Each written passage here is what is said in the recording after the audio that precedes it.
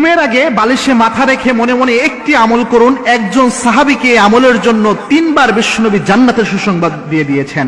মনে রাখবেন, ঘুমের আগে মনে মনে এই আমলটি করা যায়। এই আমলটি যদি আমরা করতে পারি, আল্লাহ রাব্বুল আলামিন জান্নাতের সুসংবাদ দিয়েছেন এই আমলের কারণে 3 বার বিশ্বনবীর মাধ্যমে। সুতরাং এই আমলটি অনেক বেশি গুরুত্বপূর্ণ। এই আমলগুলো আমরা অনেক সময় সিনসিয়ারলি করি না, যার কারণে এর ফাদিলা থেকে আমরা বঞ্চিত হই। মনে রাখবেন, সাহাবায়ে কেরাম তাদের জীবনকে সাজাতেন আমলের মাধ্যমে। এই আমল দিয়ে যদি আমরা জীবন সাজাতে পারি, আল্লাহ রাব্বুল আলামিন আমাদের জীবনকে বারাকা দিয়ে ভরপুর করে দিবেন। আমরা যদিও এটা অনেক সিনসিয়ারলি নেই না।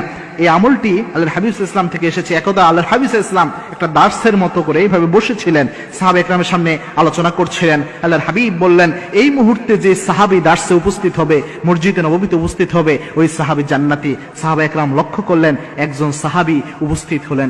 দ্বিতীয় দিন আল্লাহর হাবিব আবার বললেন, এখন যে ব্যক্তি উপস্থিত হবে সে ব্যক্তি জান্নাতি।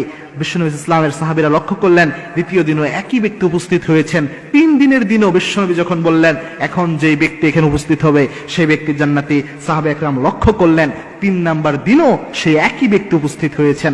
সাহাবীদের মধ্যে কিউরিসিটি জাগলো। একজন সাহাবী চিন্তা করলেন, কি এমন আমল করে এই সাহাবী যে 3 বার আল্লাহ রাব্বুল আলামিন তাকে জান্নাতের সুসংবাদ দিলেন বিশ্বনবীর মাধ্যমে। ওই সাহাবী ওই জান্নাতের সুসংবাদ প্রাপ্ত সাহাবীকে বললেন, ভাই আমি একটু চাই আপনার মুসাফির, আমি একজন মুসাফির হয়ে এসেছি, আমি চাই আপনার একটু মেহমান হতে, আমার বাসায় একটু সমস্যা হয়েছে, আমি আপনার মেহমান হতে চাই। ওই সাহাবী বলছেন, হ্যাঁ ভাই চলেন। 3 দিন যাবত ওই সাহাবীর বাসায় তিনি থাকলেন।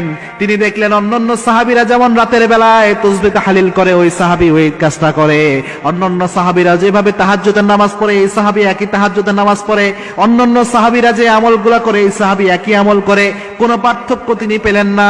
3 দিন থাকার পর তিনি জিজ্ঞেস করলেন, ভাই আমি আপনার কাছে এসেছিলাম, বিশ্বনবী 3 বার আপনাকে জান্নাতের সুসংবাদ দিয়েছে, কোন আমলের জন্য আপনি এই সুসংবাদ পেলেন এটা জানার জন্য এসেছিলাম।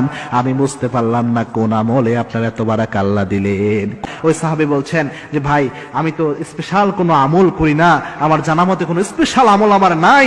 তবে আমি যখন ঘুমাতে যাই, আমি যখন রাতের বেলায় শুয়ে পড়ি, তার আগ মুহূর্তে আমি আমার মনের মধ্যে কোনো হিংসা, কোনো ক্ষোভ কোনো ব্যক্তির ব্যাপারে রাখি না। আমি সবাইকে মাফ করে দেই, কারো ব্যাপারে কোনো হিংসামূলক কোনো কিছু আমি রাখি না। এ হতে পারে এই আমলটার জন্য আল্লাহ রাব্বুল আলামিন আমাকে এই বারাকা দান করে দিয়েছেন। মনে রাখবেন প্রিয় ভাই, রাতের বেলায় আপনি যখন শুতে যাচ্ছেন, সকালে যে আপনি ঘুম থেকে উঠবেন এর তো কোনো গ্যারান্টি নাই। যে মানুষরা আপনাকে কষ্ট দিয়েছে তার ব্যাপারে যদি আপনি হিংসা, ক্ষোভ মনের মধ্যে রেখে দেন, কোনো মানুষের ভালো দেখলে আপনার মনে যদি হিংসা চলে আসে, এটা নিয়ে যদি আপনি মারা যান, আল্লাহ চাইলে, বিশ্বনবীর হাদিসে বলেছেন, কোন ব্যক্তির মধ্যে হিংসা অহংকার থাকলে ওই ব্যক্তি সহজে জান্নাতে যেতে পারবে না। সুতরাং উচিত হচ্ছে ঘুমের আগে, এটা মনে মনেই করা যায়, মনে মনে মানুষের ব্যাপারে